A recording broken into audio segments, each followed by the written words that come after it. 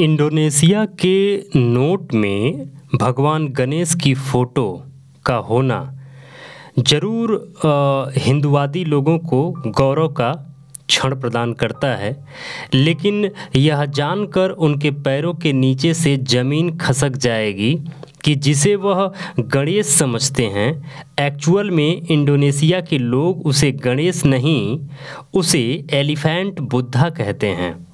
Actual में वह बुद्ध धम्म का प्रतीक है, वह बुद्ध धम्म के लोगों का प्रतीक है, वह बुद्धिज्म का प्रतीक है। जिस प्रकार बोधिसत्व तारा को इन पाखंडियों ने दुर्गा कह के प्रचारित किया, जातक कथाओं से निकाल कर राम कह के प्रचारित किया, बुद्ध के त्रिरत्न को त्रिशूल कह के प्रचारित किया, अनेक ऐसे उदाहरण हैं जिनको इन पाखंडियों ने प्रचार प्रसार के माध्यम से और ना पढ़ी लिखी हुई जनता या कम पढ़ी लिखी हुई जनता के बीच झूठ और पाखंड इस प्रकार फैलाते चले आए हैं, जिसे लोग स्वीकार भी कर लेते हैं, मान भी लेते हैं कि ऐसा ही होगा। इंडोनेशिया की इस नोट पर भगवान गणेश की फोटो का जिक्र कुछ भारतीय राजकीय नेता करते हैं, लेकिन उस देश में इस नोट को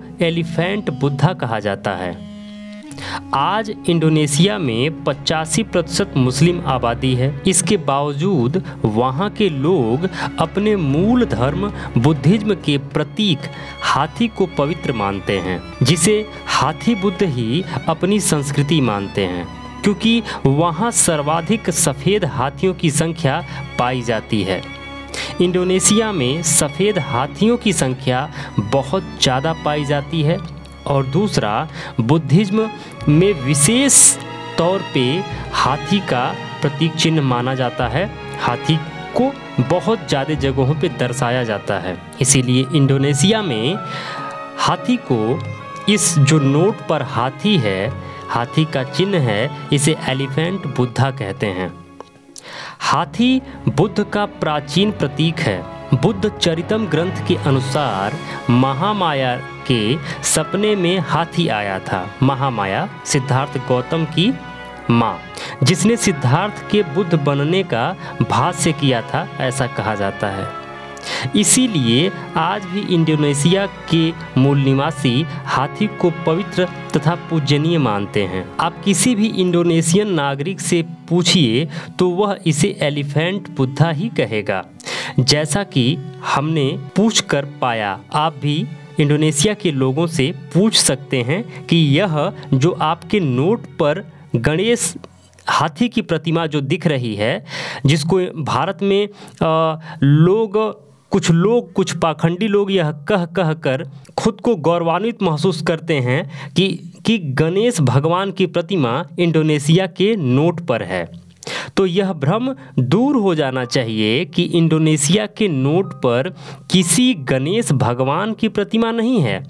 एक्चुअल में वह एलिफेंट बुद्धा की मूर्ति है, एलिफेंट बुद्धा, जो कि बुद्धिज्म के प्रतीक हैं। ऐसे ही आप अन्य वीडियोज को देख सकते हैं कि किस प्रकार इस पाखंडियों ने बुद्धिज्म को रौंदा और प्रतीक चिन्हों को और मूर्तियों को अपने तरीके से कन्वर्ट कर दिया। जैसा कि ये जो वीडियो मैं आपको दिखा रहा हूँ, इसमें आप देखेंगे तो आपको दिखेगा कि त्रिरत्न को, जो बुद्ध धम्म में बुद्धं शरणं गच्छामि, धम्मं शरणं गच्छामि, संघं शरणं गच्छामि, यह जो त्रिरत्न है, तो त्रिरत्न का प्रतीक चिन्ह ये होता था, जिसे आप देख पा रहे होंगे।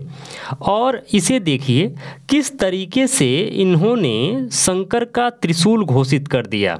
ये थंबनेल मैं स्क्रीन पर लगा रहा हूँ, इसको आप देखिए।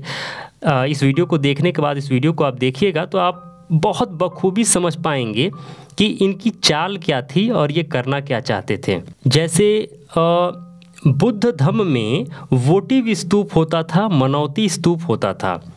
तो जब प्रतिक्रांति हुई, जब बुद्ध धम्म को रौंद कर या बदल कर या परिवर्तित करके इन पाखंडियों ने अपने धर्म की स्थापना की या शुरू की, तो जितने भी धरोहर थी बुद्धिज्म की, उसके लिए इन्होंने एक नई कहानी गढ़ी, एक नई कथा बनाई और उसको प्रचारित किया।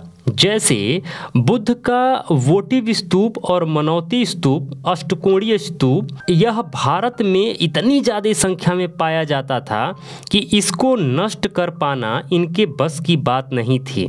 तो इन्होंने एक कहानी गढ़ दी कि यह शिवलिंग है और इसकी पूजा की जानी चाहिए, और इसको अपने धंधे में शामिल कर लिया, अपने पाखंडवाद में शामिल कर लिया। निश्चित तौर पे आप ये जानिए कि जो भी आप प्राचीन शिवलिंग देखेंगे, अभी का नहीं, जो भी प्राचीन शिवलिंग देखेंगे, पुराना शिवलिंग देखेंगे, वह एक भी एक्चुअल में शिवलिंग नाम की कोई चीज़ तो होती ही नहीं है। एक्चुअल में बुद्ध धर्म के वोटिव स्तूप को ही इन पाखंडियों ने बदल कर शिवलिंग कहा है।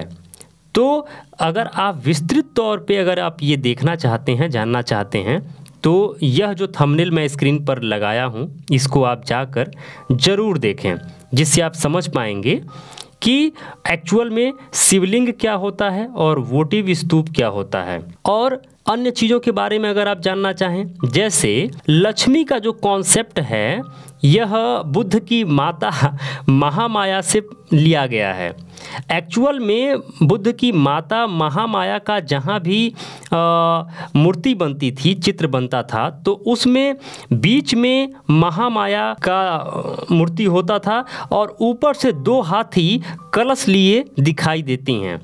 तो बुद्धिज्म में महामाया को विशेष सम्मान देने के लिए जहाँ जहाँ भी बौद्ध विहार बनते थे या संरचनाएं होती थीं, तो मुख्य गेट पर महामाया का यह मूर्ति बनाया जाता था, जिसमें बीच में महामाया होती थी और दोनों तरफ 2 हाथियाँ कलश लिए खड़ी होती थीं। यह इतनी ज़्यादा मात्रा में पाया जाता था कि पाखंडी इसको रौंद ना सके, इसको समाप्त ना कर सकें। सो इन्होंने इस तरह की मूर्ति को इन्होंने लक्ष्मी घोषित कर दिया। एक नया देवता देवी पैदा किया जिसे लक्ष्मी घोषित कर दिया, और कहीं कहीं इसे ये पार्वती भी कहते हैं। तो एक्चुअल में आप इस प्रतीक चिन्ह को देखिए, इस संरचना को देखिए, जहाँ पे बीच में महामाया का मूर्ति हो, दोनों तरफ से हाथी कलश लिए खड़े हों। आप बेहिचक यह कंफर्म कर लीजिए और यह जान लीजिए कि यह जो धरोहर है या यहाँ आसपास पाई जाने वाली हर धरोहर जो है वह बुद्धिज्म की है। और अगर आप चाहते हैं कि हम निरंतर बुद्धिज्म के विकास के लिए, बौद्ध धरोहरों को संरक्षित करने के लिए निरंतर ऐसे ही वीडियोस बनाते रहें, तो प्लीज़ डोनेशन ज़रूर करें। स्क्रीन पर मैं स्कैनर लगा दिया हूँ, स्कैन करके डोनेशन ज़रूर करें।